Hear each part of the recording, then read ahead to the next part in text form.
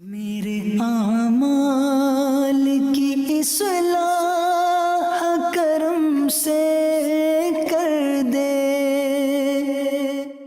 الحمدللہ رب العالمین والصلاة والسلام علی سید الانبیاء والمرسلین اما بعد فاعوذ باللہ من الشیطان الرجیم بسم اللہ الرحمن الرحیم الصلاة والسلام علیک یا رسول اللہ وعلی آلک واصحابک یا حبیب اللہ الصلاة والسلام علیک یا نبی اللہ وعلی آلک واصحابک یا نور اللہ۔ میٹھے میٹھے اسلامی بھائیوں، درود پاک پڑھنے کے بے شمار فضائل و برکات ہیں۔ مصطفیٰ جان رحمت شمع بزم ہدایت صلی اللہ تعالی علیہ وسلم کا فرمان عالی شان ہے کہ جو کوئی شخص مجھ پر ایک بار درود پاک پڑھتا ہے، اللہ تعالیٰ اس پر 10 رحمتیں نازل فرماتا ہے، اس کے 10 گناہوں کو مٹا دیتا ہے اور اس کے 10 درجات کو بلند فرماتا ہے۔ تو سبحان اللہ، ایک درود پاک پر اتنی برکتیں ہیں، تو جو کثرت سے درود پاک پڑھتے ہیں ان کو کتنی برکتیں نصیب ہوتی ہوں گی۔ تو ہم سب کو مل کر کثرت کے ساتھ درود پاک پڑھنے ہیں۔ آئیے مل کر محبت کے ساتھ بآواز بلند درود پاک پڑھ لیں۔ صلو علی الحبیب صلی اللہ تعالی علی محمد صلی اللہ علیہ وسلم۔ میٹھے میٹھے اسلامی بھائیوں، آج جو ہمارا بیان کا موضوع ہے کہ رمضان کا استقبال کیسے کیا جائے، رمضان کی پریپریشن کیسے کی جائے۔ دیکھیں، ہمارے گھر پہ جب کوئی مہمان آتا ہے ہم اس کی تیاری کرتے ہیں، اس کے لیے ہم ایک اچھی یوں سمجھیے کہ پریپریشن کرتے ہیں، اور جیسا مہمان ویسی تیاری۔ جس کے لیے دل میں زیادہ محبت ہوتی ہے اس کے لیے ہم زیادہ تیاری کرتے ہیں۔ تو اب ذرا آپ سوچئے کہ ایسا مہمان جو ہماری مغفرت کروانے آ رہا ہے، ایسا مہمان جو ہمیں بخشوانے آ رہا ہے، تو پھر ہمیں اس کے لیے کتنی کوشش کرنی چاہیے۔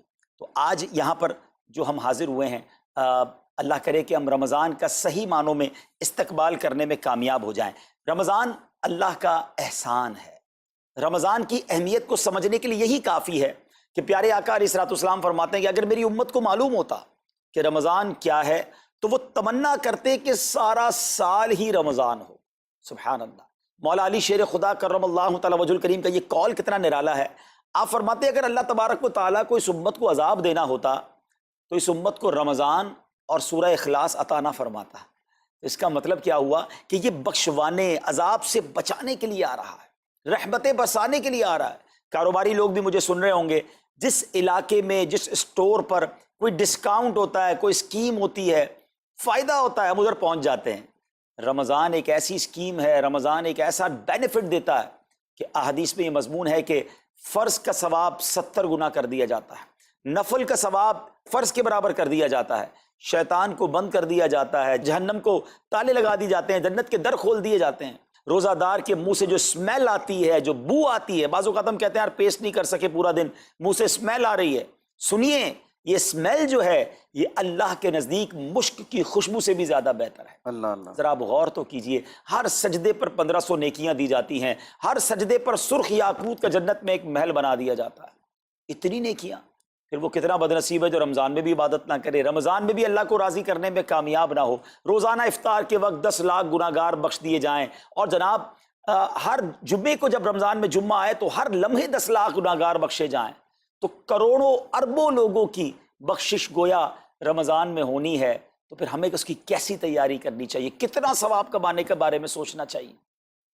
لیکن یہاں ایک اور بڑی امپورٹنٹ بات ہے، ایک تو رمضان میں نیکیاں کرنی ہے، دوسرا بڑا کام یہ کرنا ہے کہ ہمیں رمضان میں گناہوں سے بچنا ہے، کیونکہ عادتیں تو ساتھ ہی لگی ہوئی ہیں نا۔ شیطان بند ہے لیکن ہماری اپنی عادتیں، جس کی روز حرام دیکھنے کی عادت ہے، حرام سننے کی عادت ہے، حرام بولنے کی عادت ہے۔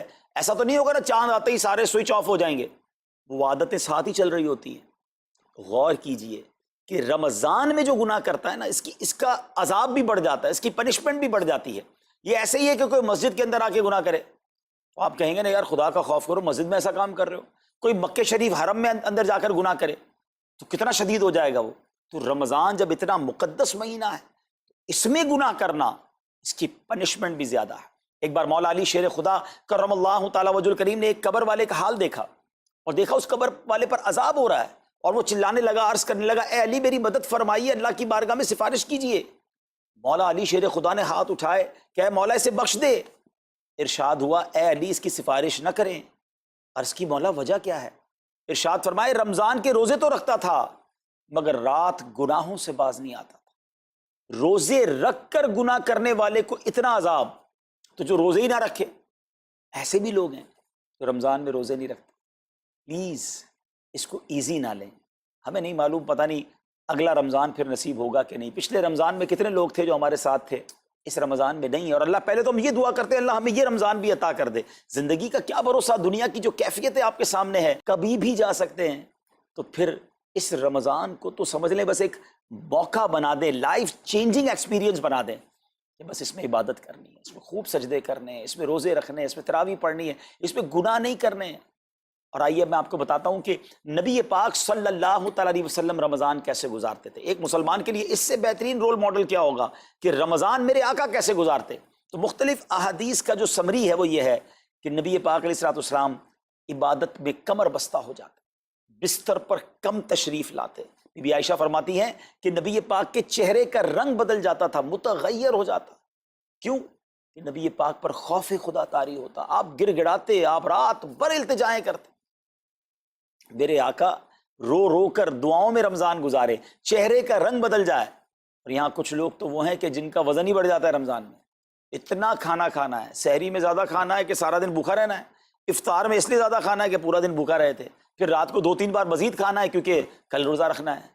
تو رمضان فوڈ فیسٹیول نہیں ہے، رمضان عبادت کے لیے آیا ہے. لوگ تیاری کر رہے ہوں گے بھی رمضان کی، وہ کیا کر رہے ہوں گے کہ افطار میں کیا پکانا ہے، سحری میں کیا پکانا ہے، کون سا آئٹم شارٹ ہے. نہیں میرے بیچ اسلامی بات، یہ جو بھوک کا احساس ہے نا روزے میں، اس کی حکمت علماء نے بیان کی ہے کہ بھوک غربت کا احساس دلاتی ہے، فقیری کا احساس دلاتی ہے، بندے کا غرور تکبر بیٹھ جاتا ہے. کتنے نقاہت میں آ جاتے ہیں ہم، ہمت ہی نہیں ہوتی کوئی کام کرنے کی. تو یہ احساس دلاتی ہے کہ تیری اوقات کیا ہے، غریب کیسے زندگی گزارتا ہے، فقیر کیسے زندگی گزارتا ہے. لیکن کچھ لوگ وہ ہیں جن کو بھوک ہی نہیں لگتی کیونکہ وہ اتنا کھا لیتے ہیں یا پھر سوتے ہی رہتے ہیں. روزے کی حکمت یہ نہیں ہے. نبی پاک آنسو بہاتے تھے، آقا کا چہرے کا رنگ بدل جاتا. اور پھر بتایا کہ رمضان میں جب جبریل امین نبی پاک علیہ الصلوۃ والسلام کے پاس آتے تو آقا علیہ الصلوۃ والسلام ان کے ساتھ قرآن پاک کا دور فرماتے. اور پھر ایک اور نبی پاک کا خوبصورت انداز کہ پیارے آقا ویسے تو سب سے بڑھ کر سخی ہیں، مگر جب رمضان آتا تو نبی پاک کا دریائے سخاوت ایسے بہتا تھا جیسے تیز آندھی، بلکہ اس سے بھی زیادہ. اللہ اللہ. یہ 3-4 چیزیں آپ نے میں نے پکڑ لینی ہیں. آقا علیہ الصلوۃ والسلام کے پیچھے پیچھے جانا ہے نا جنت میں، ہم نے بھی یہ کام کرنا ہے. یہ راتیں مانگنے کی راتیں ہیں، التجا کرنے کی راتیں ہیں، سجدے کرنے کی راتیں ہیں. ہمیں تہجد بھی پڑھنی ہے، ہمیں انشاءاللہ نوافل بھی پڑھنے ہیں. اور کم از کم قرآن ایک بار تو پورا انڈرسٹینڈ تو کریں نا. تلاوت، ترجمہ، تفسیر کب کریں گے؟ بڑی بڑی ڈگریاں ہیں، بڑے بڑے پاسپورٹ اور جناب بہت سارا سرمایہ ہے، مگر ایک بار بھی قرآن پورا ترجمے اور تفسیر سے نہیں پڑھا ہوگا. بہت سارے لوگ ایسے ہیں. ذرا سوچئے نا. اچھا یہ مہینہ نزول قرآن کا مہینہ ہے، رمضان، اور قرآن کو جو خاص نسبت حاصل ہے نا، تو اس مہینے میں قرآن کو پکڑ لیں. ہائے ہائے، اللہ کرے رمضان قرآن کے ساتھ گزرے، ہماری صبح قرآن کے ساتھ ہو، ہماری شام قرآن کے ساتھ ہو، ہم قرآن سمجھنے والے بن جائیں. اچھا میں ایک اور بات بتاؤں آپ کو، مہینہ کتنا پیارا. صرف اس مہینے میں قرآن نازل نہیں ہوا، باقی بھی جو 3 آسمانی کتابیں ہیں نا، زبور، انجیل، توریت، یہ بھی رمضان میں ہی نازل ہوئی ہیں. اللہ کریم نے ان تمام مبارک کتابوں کو نازل کرنے کے لیے رمضان کا مہینہ منتخب فرمایا. اتنا مبارک مہینہ ہے تو ہمیں خوب اس میں تلاوت قرآن کرنی. اور اب دعوت اسلامی نے کتنا آسان کر دیا، تفسیر قرآن عطا فرما دی، صراط الجنان آسان اردو میں، اور پھر جناب اس کو اپلیکیشن پر بھی دے دیا، اس کے PDF بھی جاری کر دیے، ڈاؤن لوڈ کر لیں موبائل میں. اب تو آڈیو تفسیر قرآن بھی آپ کو دے دی. اگر پھر بھی سنیں نہ، پڑھیں نہ، قرآن سے دور رہیں تو یہ ٹھیک نہیں ہے. پلیز اس رمضان کو قرآن کے ساتھ گزاری. اور پھر جو نبی پاک کا یہ جو سخاوت والا انداز ہے نا، صدقہ و خیرات کرنا، ہر سائل کو عطا فرماتے، تو یہ بھی ہمارا ایٹیٹیوڈ ہونا چاہیے کہ خوب دل کھول کر خرچ کریں. سب سے پہلے اپنی پوری زکوٰۃ ادا کریں. یہ اتنی بڑی اب بدقسمتی ہوتی جا رہی ہے. ایسا فیل ہوتا ہے دنیا بھر کے تاجران اور لوگوں سے جب ہم ملتے ہیں کہ جس طرح رمضان کے علاوہ بہت تھوڑی تعداد میں مسلمان نماز پڑھتے ہیں نا 5 ٹائم، ایسا لگتا ہے اب زکوٰۃ بھی بہت کم لوگ ہی دیتے ہیں، پوری زکوٰۃ نہیں دیتے، اندازے سے نکال دی، کیلکولیشن کرتے نہیں ہیں. اور یہ بھی فیلنگز آتی ہیں کہ زکوٰۃ جتنی بڑھتی جاتی ہے نا، ہزاروں میں جس کی زکوٰۃ ہے وہ دے دیتا ہے، لاکھوں والا بھی شاید دے دیتا ہے، لیکن جب زکوٰۃ ہی کروڑوں میں پہنچ جاتی ہے نا تو پھر یہ دل پر بھار پڑنا لگ جاتا ہے، ڈیفیکلٹ لگنا شروع ہو جاتی ہے. بندہ یہ کیوں نہیں سوچتا کہ اگر اللہ پاک نے مجھ پر لاکھوں میں زکوٰۃ ہے تو اللہ نے کروڑوں دیے تو لاکھوں میں زکوٰۃ ہے نا. اگر کروڑوں میں زکوٰۃ ہے تو اربوں ہیں تو کروڑوں میں زکوٰۃ ہے نا. زکوٰۃ کتنی ہے؟ ضروریات زندگی کی تمام چیزوں سے فارغ ہونے کے بعد جو مال تجارت، سونا چاندی، کیش یا پرائز بانڈ، یہ جو اس کی تفصیلات ہیں، اس پر 2.5% ہے. میں ایک اور لاجک سے آپ کو بات سمجھاؤں. اگر اس لاجک سے سمجھیں تو زکوٰۃ تو 1-1.5% بنتی ہے. وہ کیسے؟ ہم سب کے گھر نکل گئے، اس پہ زکوٰۃ نہیں ہے. ہماری گاڑیاں نکل گئیں، اس پہ زکوٰۃ نہیں ہے. جن کی فیکٹریاں ہیں وہ فیکٹریاں بھی مائنس کر دی گئیں. جن کی دکانیں ہیں وہ دکانیں بھی مائنس ہو گئیں. اچھا جناب، اس کے علاوہ اگر کرائے پہ کچھ پراپرٹی دی ہوئی ہے اس پر زکوٰۃ نہیں ہے. اگر ان سب پر زکوٰۃ ہوتی، یعنی جو کچھ میرے پاس ہے ان سب پر ہوتی، تو کتنی زیادہ ہو جاتی. اور اتنی ساری چیزیں نکل گئیں تو پھر تو اگر ٹوٹل پر لگائیں تو 1-1.5% ہی بنتا ہے. تو اب جب سب کچھ نکالنے کے بعد تھوڑے سے مال پر 2.5% ہے اور بھی سال میں ایک بار ہے، تو اس کو بھاری نہ سمجھیں. یہ بربادی ہے جو زکوٰۃ نہیں دیتے. یاد رکھیے گا، حدیث پاک کا مضمون ہے کہ یہ مال کا میل ہے، جس مال سے مل جائے اس مال کو بھی برباد کر دیتا ہے. بربادیاں آتی ہیں، بے سکونیاں آتی ہیں، بیماریاں آتی ہیں. اور آگے جو دے دیتا ہے سبحان اللہ، اس کے بارے میں حدیث پاک میں آتا ہے کہ اپنی زکوٰۃ دے کر اپنے مالوں کو مضبوط قلعوں میں قید کر لو، اپنے مال کو سیکیور کریں. لوگ کہتے ہیں انشورنس ہونی چاہیے، آگ نہ لگ جائے، چوری نہ ہو جائے، ڈوب نہ جائے. اللہ کے حبیب علیہ الصلوۃ والسلام فرماتے ہیں، جس کا مضمون ہے کہ جب بندہ اللہ کی راہ میں خرچ کرتا ہے نا، تو وہ صدقہ بندے کے ہاتھ سے نکل کر اللہ کے دستے قدرت میں چلا جاتا ہے. اور اللہ کریم تمہارے صدقوں کو پالتا ہے جس طرح تم اپنے جانور کے بچوں کو پالتے ہو. بچہ ہوتا ہے نا جانور کا، بڑا ہو جاتا ہے. فرمایا بندہ کھجور کا صدقہ دے گا، اللہ پہاڑ جتنا عطا فرمائے گا. اس دن بھی ملے گا اور ملٹیپلائی ہو کر ملے گا. اچھا، جو ادھر خرچ کیا ادھر کیا ملے گا؟ ادھر بھی نبی پاک علیہ الصلوۃ والسلام فرماتے ہیں، جس کا مضمون ہے میں قسم کھا کر کہتا ہوں، یعنی نبی پاک تو جو فرمائے حق ہے. اس حدیث میں تو آقا علیہ الصلوۃ والسلام قسم اٹھا رہے ہیں کہ میں قسم کھا کر کہتا ہوں کہ اللہ کی راہ میں خرچ کرنے سے مال کم نہیں ہوتا. نہ ادھر کم ہونا ہے اور ادھر بھی ملنا ہے، تو پھر تو سودا اب کتنا نفع والا ہے. اور یہ آپ چیک کر لیں، پوری دنیا میں جہاں مجھے سنا جا رہا ہے کہ جو لوگ پوری زکوٰۃ دیتے ہیں نا، ان کا مال ملٹیپلائی ہوتا ہے. اگلے سال زیادہ زکوٰۃ دے رہے ہوتے ہیں. زیادہ زکوٰۃ کیسے ہو گئی؟ کیونکہ مال بھی بڑھ گیا. تو ادھر بھی بینیفٹ ہے، ادھر بھی بینیفٹ ہے، نقصان کا سودا ہی نہیں ہے. پھر چاہتے ہو بلاؤں سے بچ جائیں، تو روایتوں کا مضمون ہے کہ صدقہ بلا اور بندے کے بیچ میں آ جاتا ہے. بلا اترتی ہے، صدقہ روک لیتا ہے، لڑائی کرتا ہے اس سے، اور بندے پر بلائیں اور پرابلمز اور ڈیفیکلٹیز آنے سے اسے روکتا ہے. تو اگر چاہتے ہیں کہ برائیوں کے دروازے بند رہیں، چاہتے ہیں کہ بری موت سے بچیں، چاہتے ہیں کہ رزق میں اضافہ ہو، چاہتے ہیں کہ بلاؤں سے بچیں، ادھر بھی مال میں اضافہ ہو، ادھر بھی خزانے ملیں، تو اللہ کی راہ میں دل کھول کر خرچ کریں. اور یہ مہینہ it's the right month for generosity. یہ بہترین مہینہ ہے سخاوت کرنے کا، کیونکہ نبی پاک کا یہ انداز تھا کہ رمضان میں خوب سخاوت فرماتے. تو غریبوں کی مدد کریں، ایسی مدد کریں کہ چہروں پہ مسکراہٹیں آ جائیں، لوگوں کے دسترخوان اچھے ہو جائیں، ان کے گھروں میں بھی کچھ اچھے کھانے پہنچ جائیں. اور اس میں سب سے بہترین طریقہ یہ ہے کہ اپنے غریب رشتہ داروں کو آپ مدد کریں. اگر وہ مستحق ہے نا زکوٰۃ کے، تو حق ہے کہ سب سے پہلے اپنے غریب رشتہ داروں کو دیں. پھر زکوٰۃ بچ جائے تو عاشقان رسول کی عظیم الشان بڑی تحریک دعوت اسلامی آپ کے سامنے ہے، جو دین متین کی خدمت کر رہی ہے. جامعۃ المدینہ ہیں، مدرسے ہیں، بچے اور بچیاں عالم بن رہے ہیں، عالمہ بن رہے ہیں، حافظ بن رہے ہیں، ناظرہ قرآن، اور ان سے کوئی فیس بھی نہیں لی جا رہی. ہزاروں بچے فری آف کاسٹ ہمارے پاس ایکوموڈیشن رکھے ہوئے ہیں، جن کو کھانا پینا رہنا دعوت اسلامی نے دینا ہے. آپ ذرا سوچئے یہ امت کی کتنی بڑی خدمت ہے کہ علماء دینا، حافظ قرآن، مسجدوں کے امام یہاں سے پروڈیوس ہوتے ہیں. اور پھر آگے چلیں تو دعوت اسلامی نے اسلامک میڈیم اسکول بنائے دارالمدینہ. پھر سال کی 600 کے قریب مسجد دعوت اسلامی بناتی ہے. میڈیا کے ذریعے جو بے حیائی پھیلائی جا رہی تھی، تو مدنی چینل اردو، پھر مدنی چینل انگلش، پھر مدنی چینل بنگلہ. اب بچے مذہبی پروگرام اتنا غور سے نہیں دیکھتے تھے، وہ اپنے بچوں کے آئٹمز دیکھنا چاہتے تھے.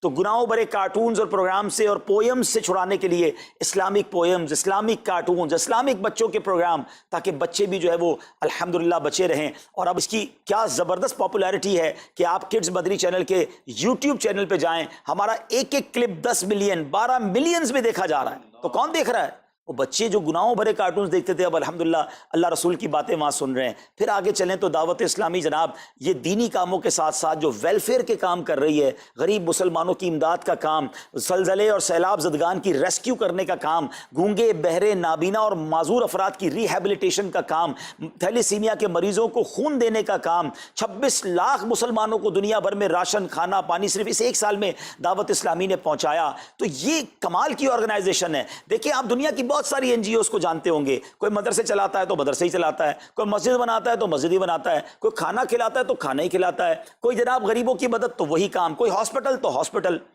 دعوت اسلامی ان ون امبریلا اتنے ساری ڈائیورسٹی کے ساتھ جو دین کی خدمت کر رہی ہے، دنیا میں اس کی مثال نہیں ملتی ہے۔ لاکھوں لوگوں کو دین بھی سکھایا جا رہا ہے، غیر مسلموں کو مسلمان بھی بنایا جا رہا ہے، بے عملوں کو با عمل بنایا جا رہا ہے، بے پردہ خواتین کو با پردہ بنایا جا رہا ہے، بے نمازیوں کو نمازی بنایا جا رہا ہے، ماں باپ کے نافرمان فرما بردار ہو رہے ہیں، شراب اور نشے کے عادی چھوڑ کر نمازی بن رہے ہیں، تو جہاں مریض ہیں ان کو خون بھی دیا جا رہا ہے، گھر میں بیٹھ کر میڈیا کے ذریعے اور سوشل میڈیا کے ذریعے لوگوں تک دین پہنچایا جا رہا ہے۔ تو یہ کمال کی ڈائیورسٹی ہے۔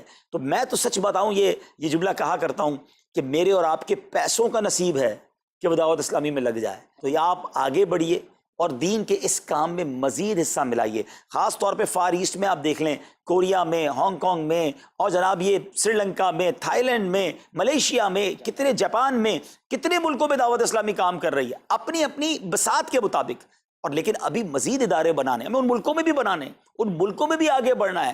تو اگر آپ بھی چاہتے ہیں کہ میرے آقا کے عشق کا پیغام، سنت رسول کا پیغام، مسلک اعلیٰ حضرت کا پیغام، نبی پاک کے دین کا پیغام پوری دنیا میں پھیلے، تو وی ہیو ٹو سپورٹ دعوت اسلامی، نہ صرف فائنینشلی، پریکٹیکلی بھی۔ ہمیں آپ بھی چاہیے، خود حصہ ملائیں نا۔ سیدنا عثمان غنی رضی اللہ تعالیٰ عنہ نے صرف مال نہیں دیا تھا، آپ پریکٹیکلی بھی نبی پاک کے ساتھ شریک ہوتے تھے نا۔ تو آپ اپنے عطیات بھی دیں، اور دنیا کے جن ملکوں میں آپ مجھے سن رہے ہیں وہ دعوت اسلامی والوں کے دستوں بازو بنے۔ کمزوری کہاں نہیں ہوتی، ہاں ہمارے گھر میں کمزوری ہوتی ہے، ہم سب مل کر کام کریں گے تو کمزوریاں بھی دور ہوں گی اور ترقی آ جائے گی، اور ہمیں اس کا ثواب بھی ملے گا۔ تو آج میں دنیا بھر میں جہاں مجھے دیکھ رہے ہیں، پلیز اچھی نیتیں کریں۔ اچھا ایک بات اور سن لیں، ہم بعض اوقات کیا سوچتے ہیں کہ ہمارے ملک کا خرچہ مثال کے طور پہ $20,000 ہے، وہ ہم لوگوں نے کر لیا، اب اور چندے کی کیا ضرورت ہے؟ دعوت اسلامی کسی ایک ملک کی نہیں ہے، انٹرنیشنل دعوت اسلامی کے لیے سوچیں۔ دنیا میں جہاں بھی دین کا کام ہو رہا ہے وہ میرا ہے، یہ میں اپنے ملک اور اپنی سٹی کے بارے میں سوچوں گا تو شاید میں بڑا کام نہ کر سکوں۔ آپ کو تو موقع مل رہا ہے انٹرنیشنلی مدنی کاموں میں اپنا حصہ ملائیں، تو دعوت اسلامی کو دل کھول کر سپورٹ کریں۔ ہم انشاءاللہ جتنے عطیات بڑھیں گے انشاءاللہ مزید مدنی کام بڑھانے کا ارادہ رکھتے ہیں۔ اللہ کریم اپنی بارگاہ میں ہم سب کا جمع ہونا قبول فرمائے اور دل کھول کر خرچ کرنا نصیب فرمائے، اور اس رمضان کو ہماری مغفرت کا ذریعہ بنا دے۔ اس رمضان کو نبی پاک علیہ الصلوۃ والسلام کے نقش قدم کے مطابق چل کر گزارنے کی توفیق عطا فرمائے۔ صلو علی الحبیب صلی اللہ تعالی علی محمد صلی اللہ علیہ وسلم۔ میرے اعمال کی اصلاح کرم سے